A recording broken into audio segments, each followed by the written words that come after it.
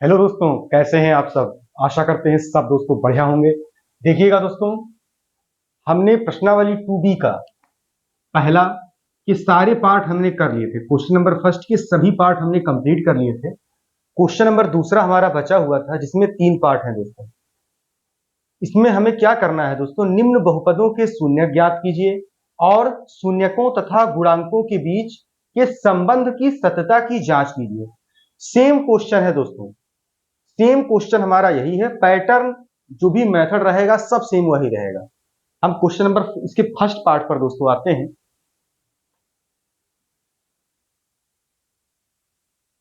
तो देखिएगा, जो हमारा फर्स्ट पार्ट है क्वेश्चन नंबर सेकंड का फर्स्ट पार्ट, देखिएगा दोस्तों, 4u² प्लस 8u। सबसे पहले दोस्तों हम इसका गुणनखंड कर लेंगे। देखिएगा, यहां 4 है, यहां u² है, यहां 8 है, यहां u है। तो 4 इसमें भी है दोस्तों और 4 इसमें भी है और u इसमें भी, u इसमें भी। तो जो कॉमन हो रहा है दोस्तों उसको हम कॉमन कर ले रहे हैं। तो हमारे पास बचा क्या, यहां पर u बचा और प्लस 4 दूनी 8, ये u प्लस 2 बचा दोस्तों। अब बहुपद के शून्यक के लिए दोस्तों, बहुपद के शून्यक के लिए सेम प्रोसीजर क्वेश्चन नंबर पहले की तरह ही है। बहुपद के शून्यक के लिए, बहुपद के शून्यक के लिए, बहुपद के शून्यक के लिए हमें क्या करना होगा दोस्तों, इस सभी को जीरो के इक्वल पुट करना होगा। ये सभी जीरो के बराबर होंगे। दिस इंप्लाइज दोस्तों, अब हम एक बार इसको जीरो के बराबर रखेंगे दोस्तों और एक बार इसको जीरो के बराबर रखेंगे। समझिएगा, यहां पर जब हमने 4u बराबर जीरो लिया तो हमारे पास क्या हुआ दोस्तों, 0/4। और किसी संख्या से अगर जीरो को भाग दोगे दोस्तों तो हमेशा जीरो आता है। तो ये हमारे पास हो गया u is equal to zero. u का मान हमारे पास दोस्तों क्या आ गया, u का मान हमारे पास एक मान आ गया जीरो। तथा जब दोस्तों, ऐसे कर लेते हैं दोस्तों इसे,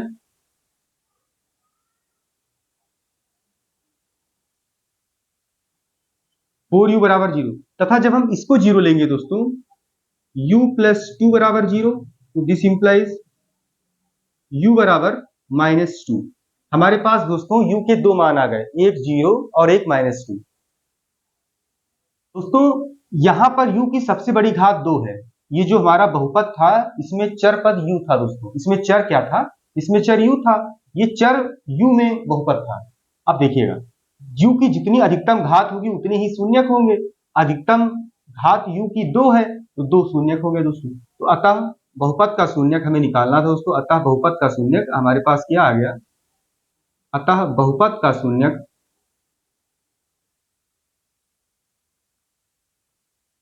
शून्यक दोस्तों जीरो और एक शून्यक -2 है। ये दोस्तों हमारे पास इसका, ये बोला नहीं था इसमें कि बहुपद के शून्य ज्ञात कीजिए, हमने शून्य ज्ञात कर दिया। अब देखिएगा दोस्तों, हम मान लेते हैं, माना बहुपद के शून्यक, माना बहुपद के शून्यक अल्फा तथा बीटा है दोस्तों। हमने क्या मान लिया, हमने मान लिया बहुपद के शून्यक अल्फा तथा बीटा है। अब दोस्तों जब हमने ये बात मान ली कि बहुपद के शून्यक अल्फा तथा बीटा है, तो दिस इंप्लाइज आखिर बहुपद का शून्यक आया क्या है दोस्तों, एक शून्य शून्य दोस्तों जीरो आया है। तो हम मान लेते हैं कोई भी, चाहे आप बीटा को मान लीजिए जीरो के बराबर, चाहे अल्फा को मान लीजिए, और यहाँ बीटा का मान जीरो -2। एक अल्फा बराबर जीरो, बीटा बराबर -2। अब दोस्तों ये द्विघात बहुपद है, ये द्विघात बहुपद है। पिछली क्लास में हमने इसका मानक रूप में लिखना बताया था कि इसमें अचर पद जीरो है ना, तो प्लस जीरो करके हम लिख सकते हैं। तो हम क्या करते हैं, दिए गए बहुपद की व्यापक बहुपद से तुलना कर देते हैं। तो बहुपद मानक रूप में दोस्तों हम लिख लेंगे, बहुपद 4u² प्लस 8u प्लस 0 की तुलना व्यापक बहुपद, व्यापक बहुपद,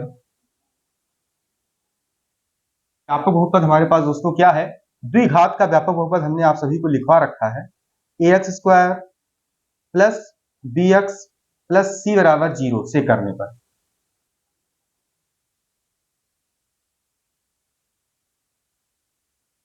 दोस्तों यहाँ पर समझिएगा ये बात, क्या समझिएगा, जैसे यू स्क्वायर का गुणांक यहाँ पर 4 है और यहाँ सॉरी दोस्त, जैसे यहाँ पर यू स्क्वायर अचर पद यू स्क्वायर में सॉरी यहाँ जो चर है वो यू में है, तो हम एक्स क्यों ले रहे हैं, हम यू ही लेंगे दोस्तों, ए यू स्क्वायर और बी यू प्लस सी बराबर 0।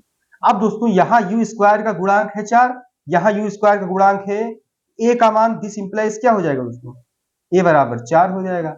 इसी तरह दोस्तों यहाँ यू का गुणांक है बी और यहाँ u का गुणांक है 8, तो b का मान दोस्तों हमारे पास क्या हो गया, b का मान हो गया 8।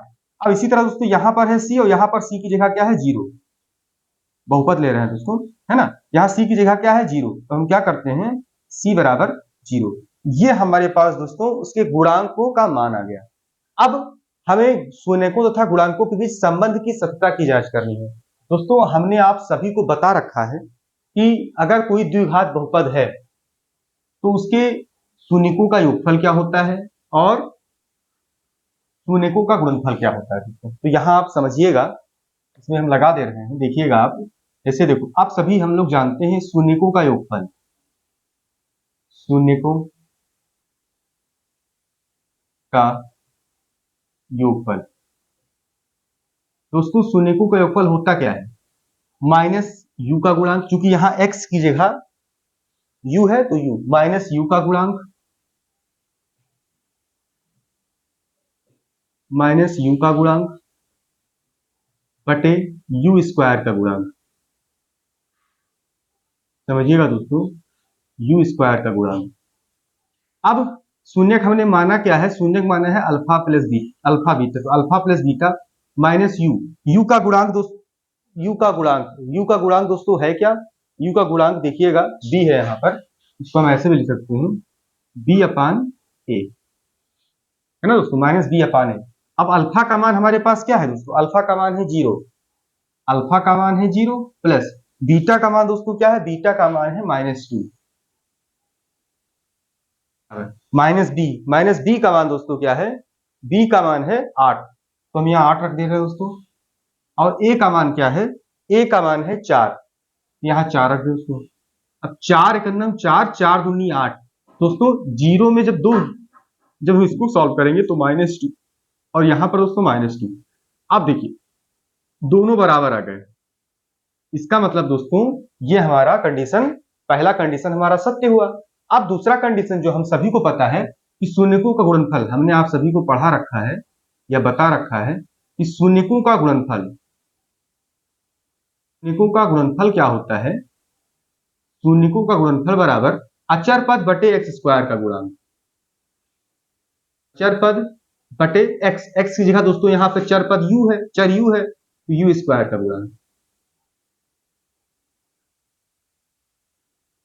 अब देखिएगा दोस्तों शून्य क्या है, अल्फा बीटा, तो अल्फा गुणे बीटा अचर पद, अचर पद हमारे पास क्या है दोस्तों, अचर पद है सी, अचर पद क्या है, अचर पद है सी, और सी का मान दोस्तों क्या है 0, सी का मान 0 है तो यू रखने की जरूरत नहीं, लेकिन चलिए रख दे रहे हैं, यू का गुणांक क्या हो जाएगा दोस्तों, यू का गुणांक ए है तो ए की जगह डायरेक्ट हम 4 लग, एक काम करिए अचर पद सी कर दे रहे हैं, यहाँ पर ए कर, आप वैल्यू पुट कर रहे हैं।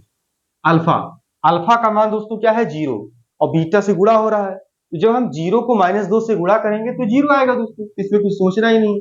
फिर सी, सी का मान दोस्तों क्या है 0, 0 को चाहे हम जिससे डिवाइड करेंगे दोस्तों, 0 को चाहे हम किसी भी संख्या से डिवाइड करेंगे हमेशा 0 ही आएगा, तो ये भी हमारा दोस्तों सत्य हो गया, बराबर हो गया। तो अतः दोस्तों शून्यकों तथा गुणांकों के बीच संबंध, अतः बहुपद के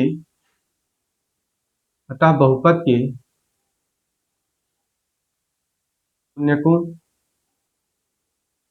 तथा गुणांकों के बीच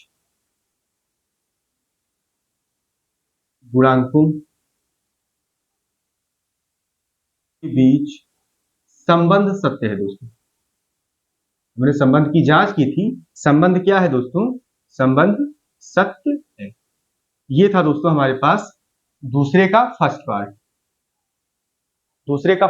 दोस्तों हमारा कंप्लीट हुआ। अब हम दूसरे के सेकंड पार्ट पर आते हैं, उम्मीद करते हैं आप सभी को समझ में आया होगा दोस्तों। देखिएगा अब दूसरे का सेकंड पार्ट, दूसरे के सेकंड पार्ट में दोस्तों हमारे पास है क्या, दूसरे का सेकंड पार्ट है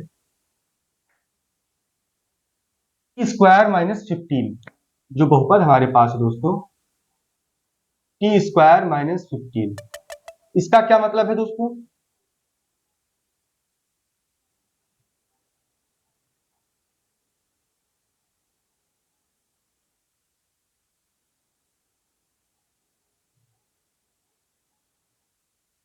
दोस्तों तो इसका क्या मतलब है समझिएगा, T square minus 15।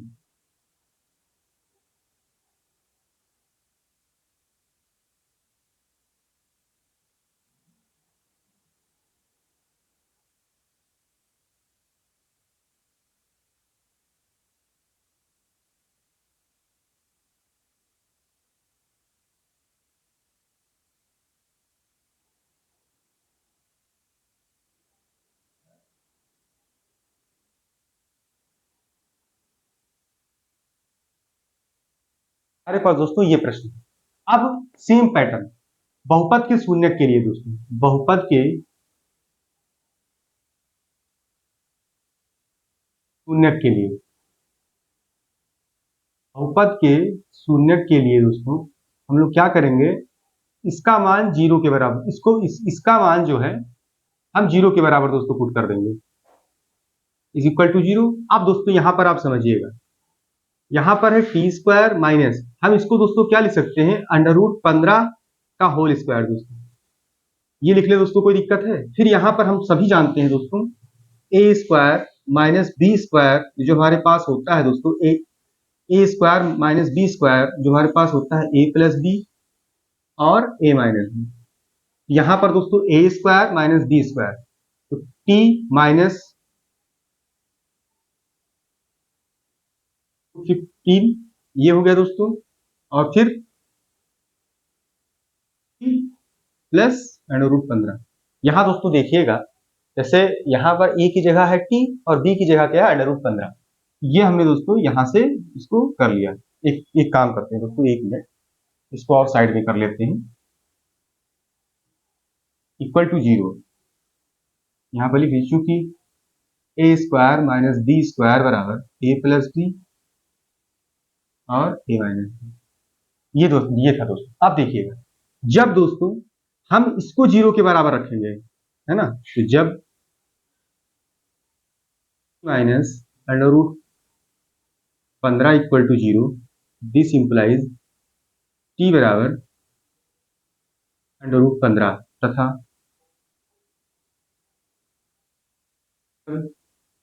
T plus under root 15 बराबर जीरो, तो दिस इंप्लाइज टी बराबर माइनस अंडर रूट 15।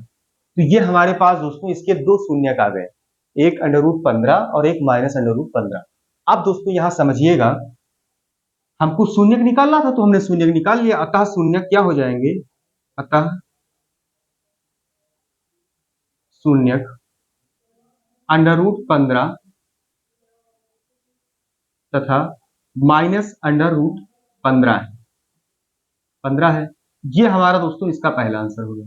अब दोस्तों इसके गुणांकों और शून्यकों के बीच संबंध की सतता की जांच हम करेंगे दोस्तों। तो यहां आप समझिएगा, जैसे सेम पैटर्न, आप घबराइए बिल्कुल नहीं कि टी स्क्वायर माइनस 15 है तो कैसे करें, आप सेम भाई ये मानक रूप में आप इसको लिख लीजिए, सीधा सा बात मानक रूप में आप लिख लीजिए। देखिएगा दोस्तों, यहां मान लेते हैं, पहले माना बहुपद के शून्यक, बहुपद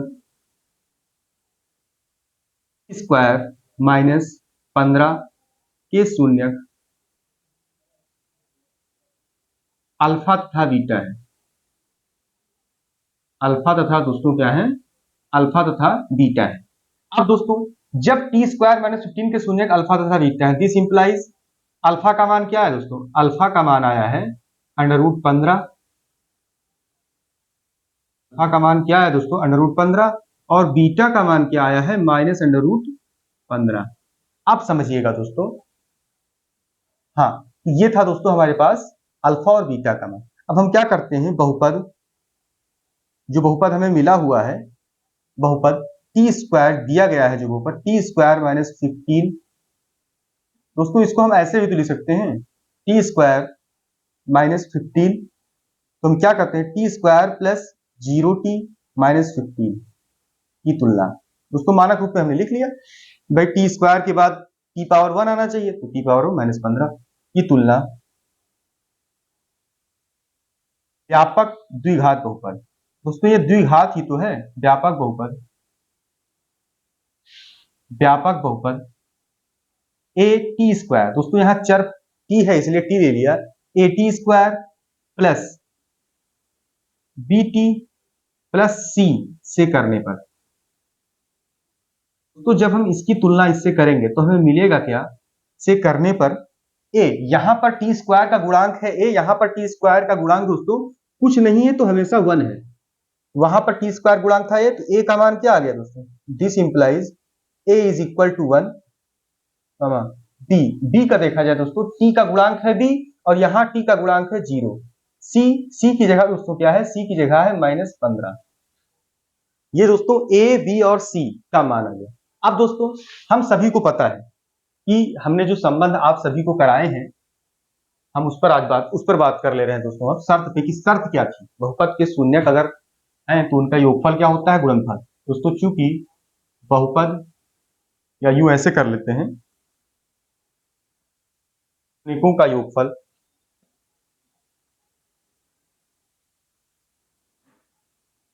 शून्यकों का योगफल दोस्तों बराबर क्या होता है दोस्तों, यहां पर टी है, यहां पर टी है दोस्तों एक्स की जगह, तो माइनस टी का गुणांक, माइनस टी का गुणांक बटे टी स्क्वायर का गुणांक दोस्तों, माइनस टी का गुणांक बटे टी स्क्वायर का गुणांक। अब दोस्तों शून्यकों का योगफल समझिएगा दोस्तों, यहाँ पे शून्यकों का योगफल, शून्य क्या है, अल्फा और प्लस बीटा। अब दोस्तों माइनस टी, टी का गुणा, टी का मान क्या है, टी का मान दोस्तों यहां पर समझिएगा टी का गुणांक क्या है, बी है ना, तो यहां पर लिख दे रहे हैं बी बाई टी स्क्वायर का गुणांक क्या है, ए। अब अल्फा, अल्फा का मान दोस्तों हमारे पास क्या आया है, अल्फा का मान आया है अंडर रूट, अल्फा का मान दोस्तों हमारे पास क्या आया है, अंडर रूट 15।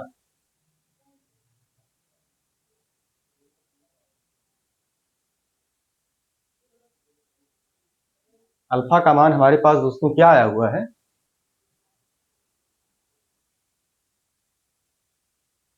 हाँ दोस्तों, तो अल्फा का मान हमारे पास क्या है दोस्तों, अल्फा का मान है अंडर रूट 15 प्लस बीटा का मान दोस्तों हमारे पास क्या है, माइनस अंडर रूट 15